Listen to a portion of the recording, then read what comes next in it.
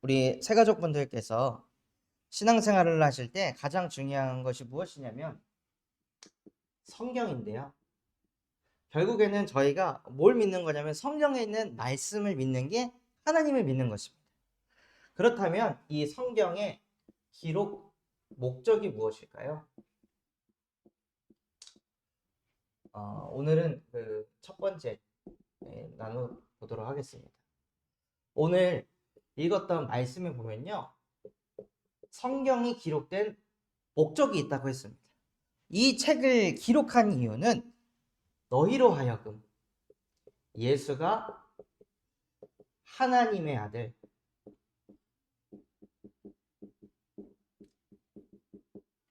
그리스도라는 것을 나타내기 위해서 성경을 기록했다고 했어요. 그리고 이것을 뭐하게 하려고 하시냐면 성경을 기록한 목적은 이것을 믿게 하려고 하십니다. 그리고 이것을 믿게 해서 이것을 믿고 무엇을 하시냐? 그 이름을 힘입어. 여기서 말하는 그 이름이 무엇이냐면요. 예수가 하나님의 아들 그리스도이시다. 이것을 힘입어서 무엇을 하게 하려고 하시냐? 생명을 얻게 하려고 하시는 것입니다. 이게 성경이 기록된 목적입니다. 이게 가장 중요한 거고 이것을 가장 강조해야 되는 게 교회예요. 그런데 이것 말고 다른 것을 강조한다면 그것은 잘못된 길로 가고 있는 겁니다. 이것보다 착하게 살아야 돼. 이것보다 술을 먹으면 안 돼. 이것보다 뭔가에 중독되면 안 돼. 이런 것들을 더 강조하면요. 잘못된 길로 가고 있는 거예요. 성경이 기록된 목적은 무엇이냐? 예수가 하나님의 아들 그리스도이심을 믿게 하고 또 이것을 믿어서 그 이름에 힘입어 생명을 얻게 하려 함이라. 이것이 성경이 기록된 목적입니다. 그러면 생명을 얻게 한다고 하셨잖아요. 그러면 인간의 상태가 어떤 상태이기 때문에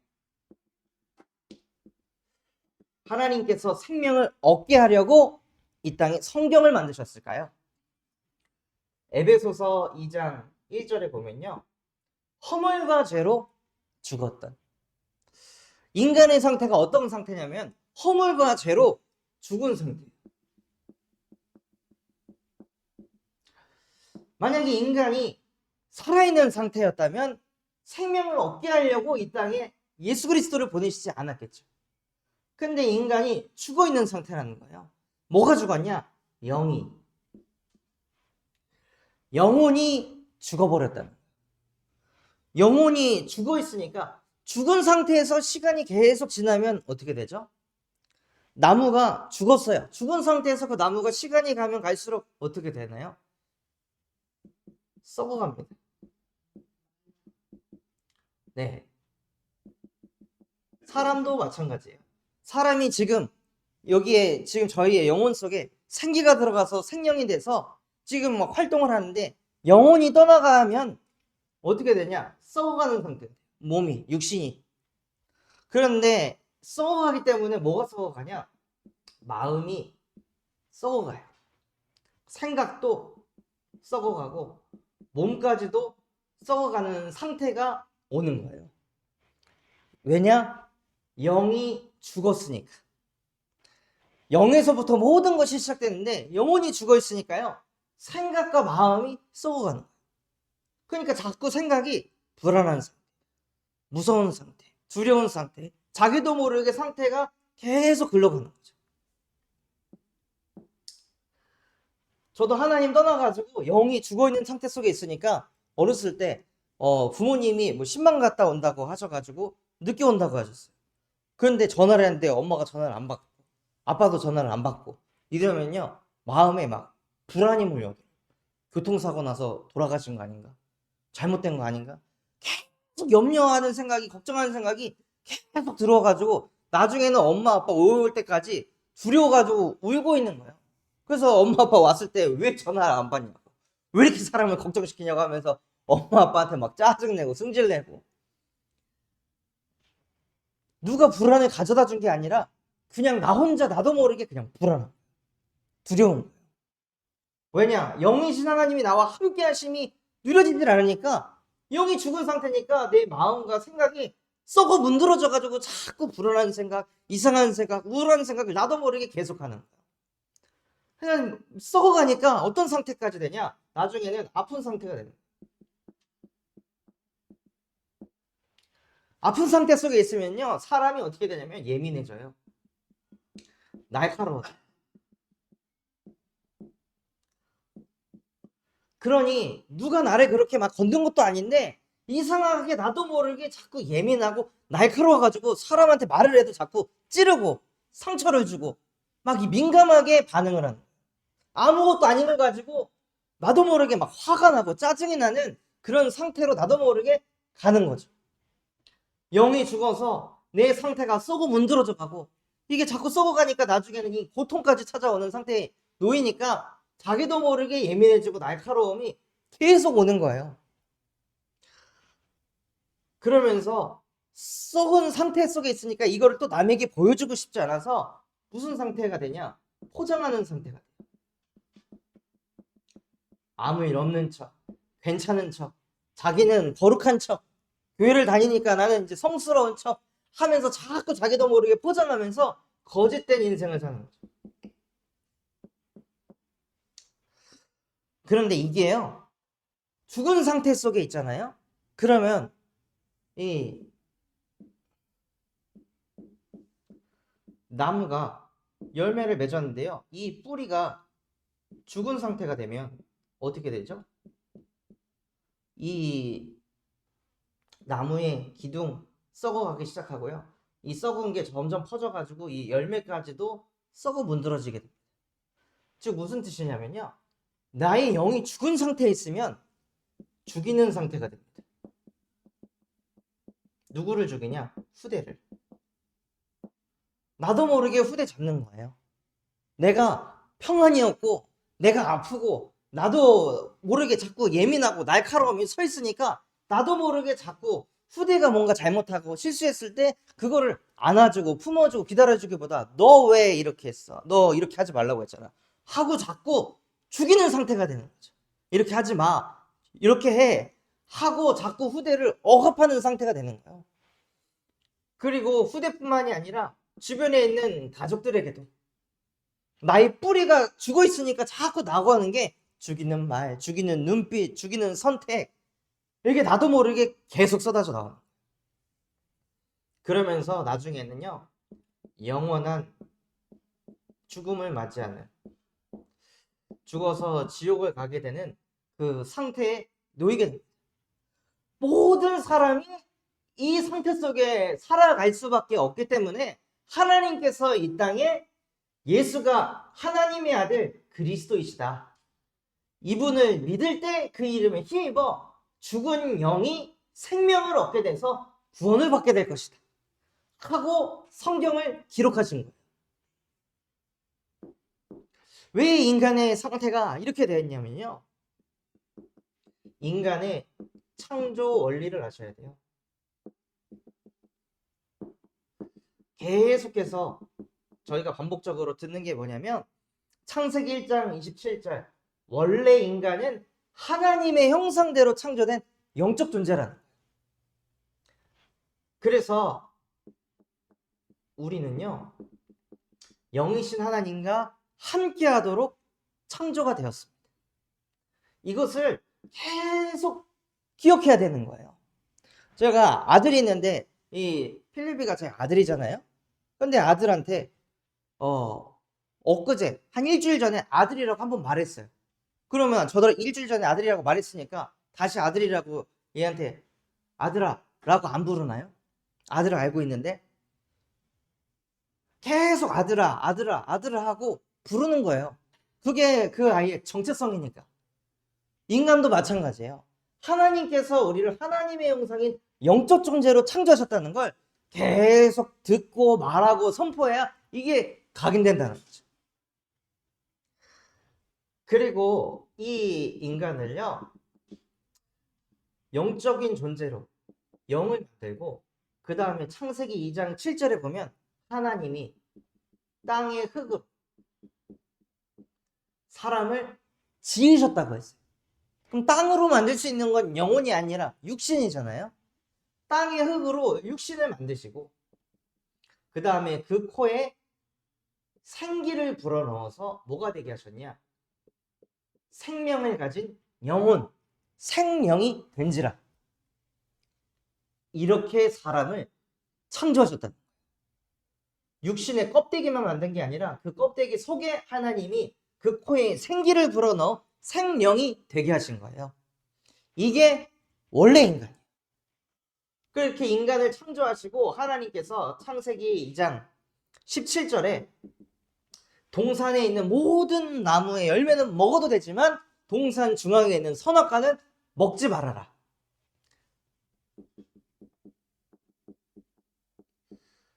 네가 그것을 먹는 날에는 무슨 뜻이냐? 네가 나의 말씀에 불순종하는 날에는 반드시 죽게 될 것이다. 여기서 말하는 죽음은요, 영이 죽는다는 거예요. 영혼이 딱 죽어버리는 상태에 놓이게 되니까 뭐만 남죠? 코에 들어갔던 생기, 영이 싹 빠져나가고 뭐만 남냐면 창세기 1장 2절 땅에 대해 나옵니다. 땅 위에 흑암, 혼돈, 공허가 있다. 하나님의 영이 빠져나가니까요. 인간이 하나님의 말씀에 불순종해서 항상 내 멋대로, 내 감정대로, 내 마음대로 딱 살다가 보니까 이상하게 마음이 흑암, 혼돈, 공허 속에 빠져들어가요. 결국에는 이 불순종이라는 게 뭐냐면요, 내 마음대로예요. 내 마음대로 살았는데 왜 흑암, 혼돈, 공허가 올까요? 지금 아이들만 봐도 현저하게 느낄 수 있습니다. 지금 저희 아버지 세대 때는 유교 사상이 강해가지고 뭔가 자기 주장을 하기 되게 어려운 시대였어요. 자기 마음대로 하다가는 어마어마하게 두들겨 맞고 그런 상태였단 말이에요. 근데 지금은 아이들이 야, 네가 원하는 대로 해, 네 마음대로 해, 네가 하고 싶은 대로 해서 자기들이 원하는 대로 살아요. 자기가 보고 싶을 때 뭐 애니메이션도 보고 자기가 보고 싶을 때 영화도 봐요. 제가 어렸을 때는 정해진 시간만 TV에서 영화가 나왔고 만화가 나왔기 때문에 그때만 볼 수 있었어요. 근데 지금은 더 많이 자기가 보고 싶은 걸 볼 수 있잖아요. 그런데 왜 아이들이 ADHD 점점점 심해지고 분노 조절 장애가 점점점 심해지고 아이들 또한도 지금 자살 문제로 심각해지는 상태에 놓이게 됐을까요? 왜냐하면 원래 인간은 하나님의 형상대로 창조된 영적 존재라서 하나님과 함께할 때 행복한 거지 내 맘대로 살 때 행복한 게 아니라는 거예요. 그래서 하나님께서는 인간이 하나님 떠나가지고 죽은 영으로 살 수밖에 없기 때문에 성경에 구약 이 성경책에 보면 여기 파란색으로 된 그러니까 라벨지가 파란색으로 된 그쪽 성경의 내용이 다 구약입니다. 구약이 무슨 뜻이냐? 옛날의 약속. 옛날에 하나님이 하셨던 약속. 이 약속에 무엇을 하셨냐면요. 인간이 하나님의 말씀에 불순종했을 때 그때 하나님이 가장 먼저 약속하신 게 무엇이냐면 창세기 3장 15절에 여자의 후손이 와서 너희를 불순종하게 한 뱀의 머리를 상하게 할 것이다 하고 여자의 후손을 약속하신 거예요. 무슨 뜻이냐면 남자와 여자가 만나가지고 아이를 낳는 것이 아니라 남자 없이 여자 혼자 여자가 성령으로 잉태돼서 아이를 낳을 것인데 그 이름이 예수. 그래서 창세기 3장 15절에 여자의 후손을 보내겠다고 약속을 하셨어요. 그 여자의 후손이 와서 뱀의 머리를 박살내야만 인간의 이 상태를 회복시킬 수 있기 때문에. 또 창세기 22장 13절에 보면요, 아브라함이라는 사람이 있었어요. 근데 이 아브라함이라는 사람이 100세가 돼서 아들을 낳았는데 그 아들의 이름이 이삭이었습니다. 100년 만에 자식을 얻은 거예요. 그런데 하나님께서 이 이삭을 뭐라고 하셨냐? 번제물로 바치라고 하셨어요. 무슨 뜻이냐면 이삭을 죽여가지고 하나님께 제사를 지내라 라고 하나님께서 아브라함에게 말씀하셔서 아브라함이 이삭을 데리고 번제단에 올려놓고 아들을 묶은 다음에 칼로 찔러 죽이려고 할 때 그때 하나님께서 아브라함아, 지금 네 손을 멈춰라. 네 사랑하는 독자 아들 이삭까지도 내게 바칠 만큼 네가 나를 믿는지 내가 알았다. 그러니 네 옆에 있는 순양을 잡아다가 나에게 제사를 지내라 라고 말씀하셔가지고 아브라함이요, 이삭 대신에 순양을 잡았습니다. 무슨 뜻이냐면 이 순양은 죄 없는 어린 양이에요. 이것이 뜻하는 것이 무엇이냐면 예수를 뜻하는 것입니다. 인간이 지은 죄를 이 순양에게 대신 전가시켜서 이 순양이 대신 죄값을 받도록. 또 출애굽기 3장 18절에 하나님이 모세라는 사람을 부르셔가지고요, 이 모세라는 사람을 통해 너는 이 이스라엘 백성들을 데리고 가서 피제사를 드려라 라고 말씀하십니다. 이것 또한도 마찬가지. 아브라함이 이삭 대신에 양을 잡은 것처럼 이스라엘 백성들을 대신해서 많은 양들을 잡아가지고 피제사를 드릴 때 모든 죄에서 해방받게 될 것이다 하고 양을 잡습니다. 그러면서 하나님께서는 무슨 약속을 하셨냐면 이사야 7장 14절에 보라, 처녀가 잉태를 해서 누구를 낳냐? 아들을 낳으리니 그의 이름을 뭐라고 하셨냐면요, 임마누엘이라. 여기서 말하는 임마누는 무슨 뜻이냐? 우리와 함께 계신다 라는 그리스도의 글씨예요.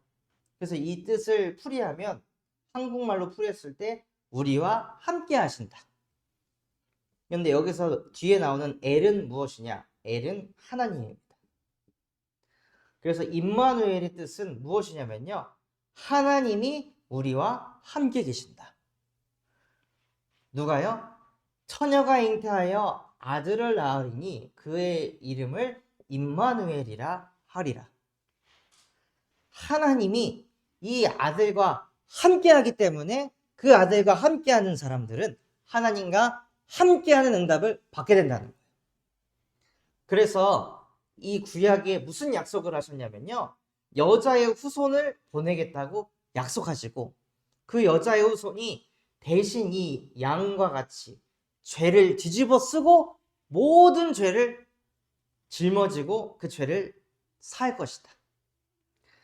또 그 여자의 후손이 누구냐? 처녀가 잉태하여 아들을 낳았는데 그 이름을 임마누엘이라 하리라. 이는 하나님이 우리와 함께 계신다. 그래서 어떤 상태를 회복하는 거냐면요, 이 창세기 1장 27절의 상태를 회복시키시려고 이 땅에 여자의 후손을 보내겠다고 하신 거예요. 질병을 없애게 하시려고 이 땅에 여자의 후손을 보낸 게 아니라 하나님과 함께가 되도록 만들기 위해서 이 땅에 여자의 후손 예수 그리스도를 보내겠다고 하신 겁니다. 그거를 믿게 하려고 뭘 기록했냐? 오늘 읽었던 말씀처럼요, 성경을 기록한 것입니다. 그래서 여러분이 현장에서 성경 가지고 자꾸 다른 거 강조한다면요, 분별을 하시면서 멀리 하시거나, 혹은 왜 성경을 기록했는지 이 목적을 바르게 전하시면서 그 사람을, 이상한 데 현혹되어 있는 그 사람들을 살리는 전도제자 되셨으면 좋겠습니다. 제가 기도하고 마치도록 하겠습니다. 하나님 아버지, 감사합니다. 오늘 우리에게 말씀 주신 그대로 정말 우리 새가족분들이 성경의 목적이 무엇인지 실제 깨닫고 이것이 누려질 수 있도록 은혜를 허락하여 주시옵소서. 성경에 기록된 대로 예수가 하나님의 아들 그리스도이심이 믿어지는 은혜가 임하게 하여 주시옵시고, 그래서 어떤 상황 속에서도 창조주이신 하나님이 나와 항상 함께 하심이 믿어지고 누려지는 인생 되게 하옵소서. 지금도 살아서 우리와 함께 하시는 예수 그리스도 이름으로 기도드렸습니다. 아멘.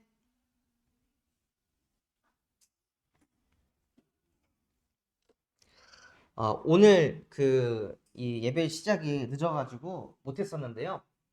지난주에 저희가 요한복음 14장 6절, 로마서 8장 2절을 성경을 보지 않고 써서 제출하는 그 시간을 가지려고 했는데, 오늘 좀 시간이 늦어져가지고 다음 주에 하도록 하겠습니다. 그래서 제가 쪽지를 준비해서 예배 전에 잠깐 나눠드리고, 이 말씀을 자꾸 읽고 묵상하시면서 암송하셔가지고 복음이 각인되는 우리 새가족분 되시기를 기도하겠습니다.